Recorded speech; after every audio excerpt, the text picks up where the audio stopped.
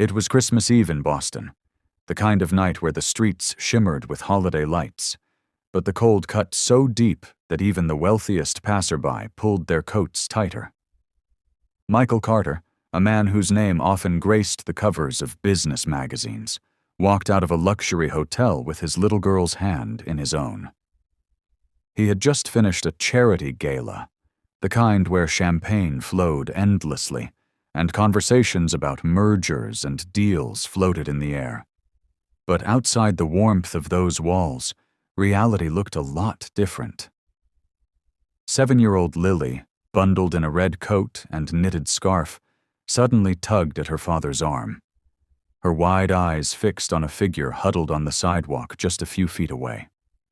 A young woman, barely holding it together, sat against a brick wall with a thin blanket wrapped around herself. In her arms, a baby whimpered, his tiny cries cutting through the cheerful sounds of Christmas carols in the distance. The child's face was red from the cold, his little body shivering uncontrollably. "Daddy, her baby is freezing," Lily whispered, her voice full of urgency. Michael froze. For years he had trained himself to look past scenes like this, not because he lacked compassion, but because life had taught him that one act of kindness could easily be twisted into a headline that followed him for weeks.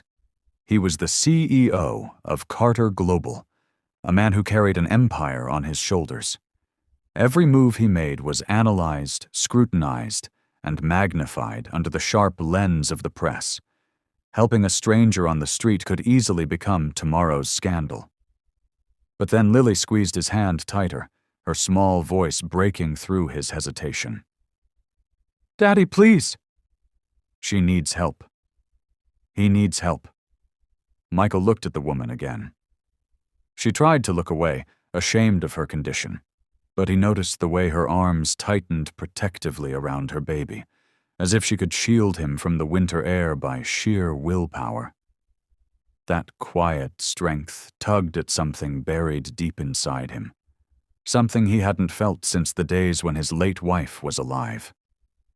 The wind howled through the street, and in that moment, Michael Carter, the man known for boardroom battles and ruthless decisions, let go of his fears about image and reputation. He took off his tailored coat and walked toward the woman. "Come inside," he said firmly, offering his hand not just as an act of kindness, but as a decision that would change the course of all their lives. Grace hesitated as Michael extended his hand, her trembling fingers tightening around the frail baby.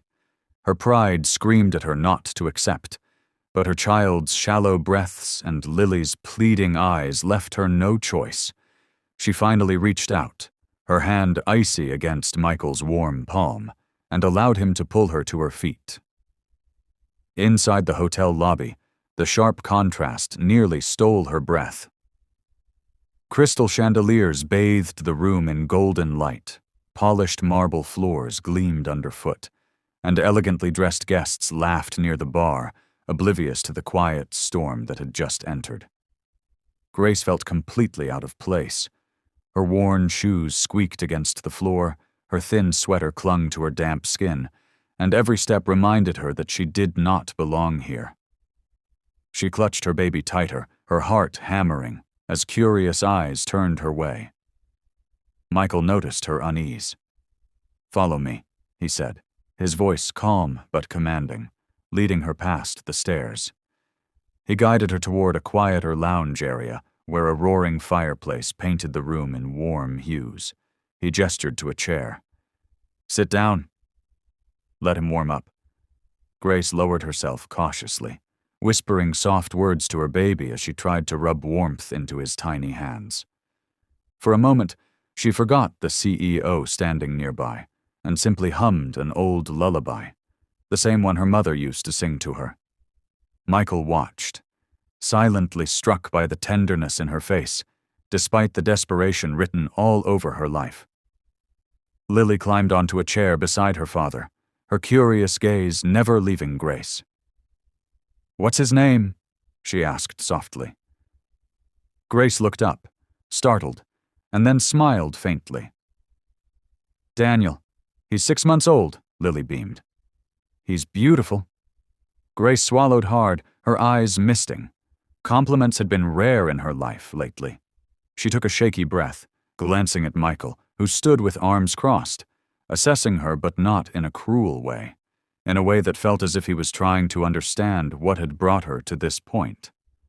Finally, he broke the silence. "You shouldn't be out there in this weather with an infant.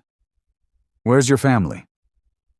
Grace hesitated, her gaze falling to the fire. "Gone," she whispered. "My parents passed years ago, and Daniel's father, he left when he found out I was pregnant. Since then, it's just been me. Jobs come and go, rent went up, and before I knew it, we were on the street." Her voice cracked, but she straightened her back, determined not to appear weak. "I've managed this long. I'll manage tomorrow, too." Michael studied her, conflicted. In boardrooms, he could dissect a company's weaknesses within seconds. But here, facing a young mother who refused to let her spirit break, he felt something shift inside him. Lily tugged at his sleeve again. "Daddy, we can't just let them leave." "Please?" Grace shook her head quickly. "No, you've already done too much. I don't need charity." But Michael leaned closer, his tone steady. "This isn't charity. It's common sense. That baby won't survive another night in this cold." The air between them tightened, not with judgment, but with an unspoken recognition that their lives had collided for a reason. Grace looked at him, really looked at him, and for the first time that evening, she didn't see a stranger in a tailored suit. She saw a man who had just chosen compassion over reputation. The night could have ended right there, with Michael offering warmth for a few hours before sending Grace and her baby back into the harsh world. But something inside him wouldn't let that happen. As Grace sat by the fire, rocking Daniel gently, Michael caught himself studying her more closely. There was a quiet dignity about her, a kind of strength he usually only saw in boardrooms when CEOs refused to bow under pressure. Yet here she was, a young mother with nothing but resolve, refusing pity even as her world crumbled. "Come on," Michael finally said, his tone softer this time, but still carrying that authority that made people listen. Grace lifted her head, uncertain, while Lily perked up instantly. "Where?" Grace asked, her voice filled with hesitation. "To a place where you and your son can actually rest," he replied, motioning toward the elevators. Grace's first instinct was to refuse again, but one look at Daniel's tiny face, red from crying, lips trembling, broke her resistance. She gathered her things, or rather, the small blanket and the worn diaper bag that contained her entire life, and followed him. The elevator ride was silent, though tension hung thick in the air. Grace felt the weight of invisible walls closing in around her, as though she were trespassing in a world that wasn't hers. But Lily, sensing the unease, reached out and touched Daniel's little hand, giggling softly when his tiny fingers wrapped around hers. Grace's chest tightened at the sight. It had been so long since kindness came so easily from anyone. When the elevator doors opened, they stepped into a luxurious penthouse suite. Floor-to-ceiling windows framed the glittering skyline of the city, while soft carpets muted their footsteps. Grace froze, unable to move forward, her eyes wide at the sheer extravagance. "I can't stay here," she whispered. Michael turned to her, expression steady. "Yes, you can. And you will. Just for tonight." Grace hesitated, guilt flashing across her face. "I don't want to owe anyone. Especially not someone like you." His brow furrowed slightly. "Someone like me?" She nodded, holding her baby closer. "Powerful. Untouchable. People like you don't usually notice people like me unless it's to remind us of our place." For a moment, Michael said nothing.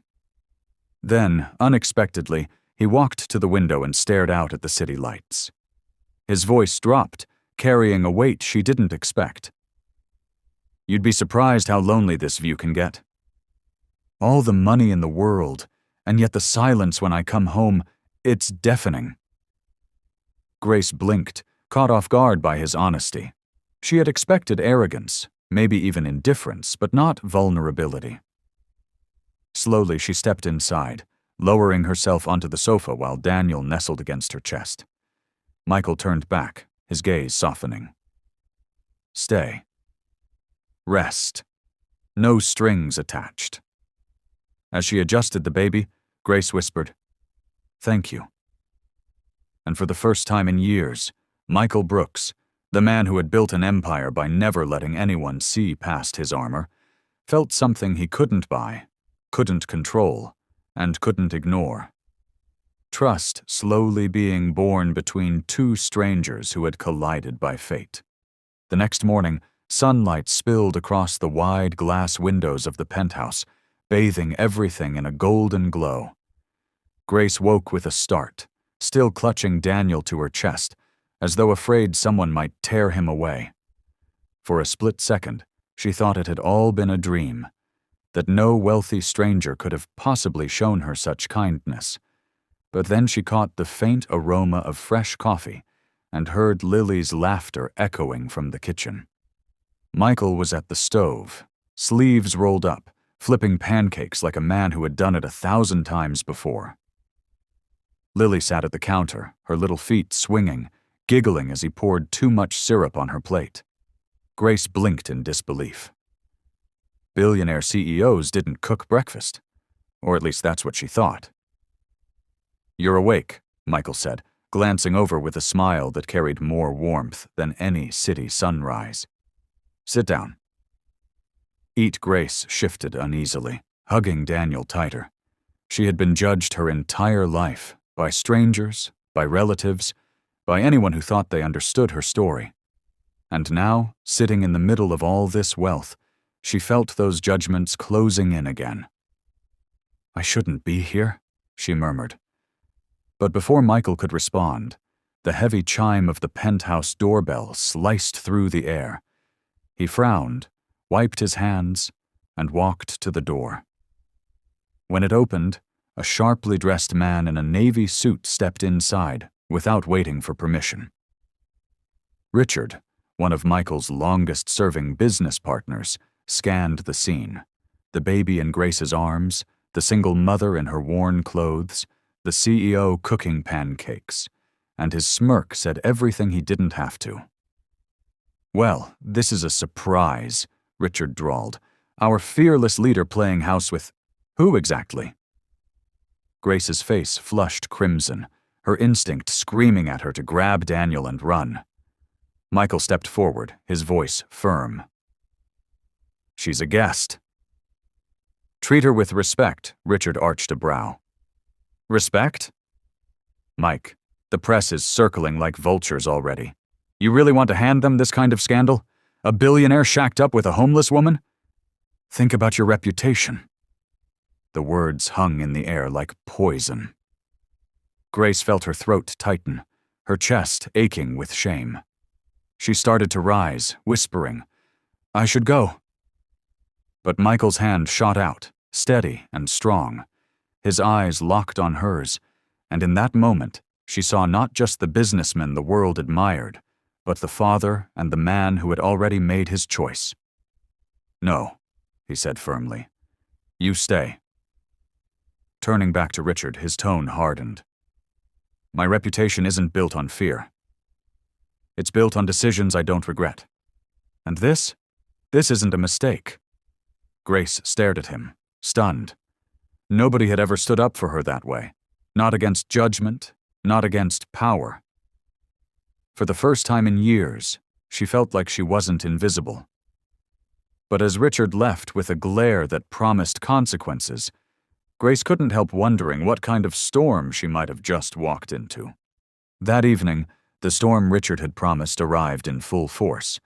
Headlines spread like wildfire across every financial paper and gossip site.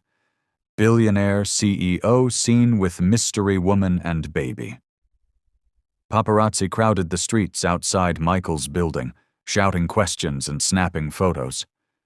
Grace sat near the window, clutching Daniel tightly, her heart hammering in her chest.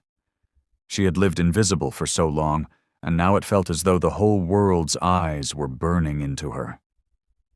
Michael stood across the room, pacing with the weight of decades of reputation pressing on his shoulders.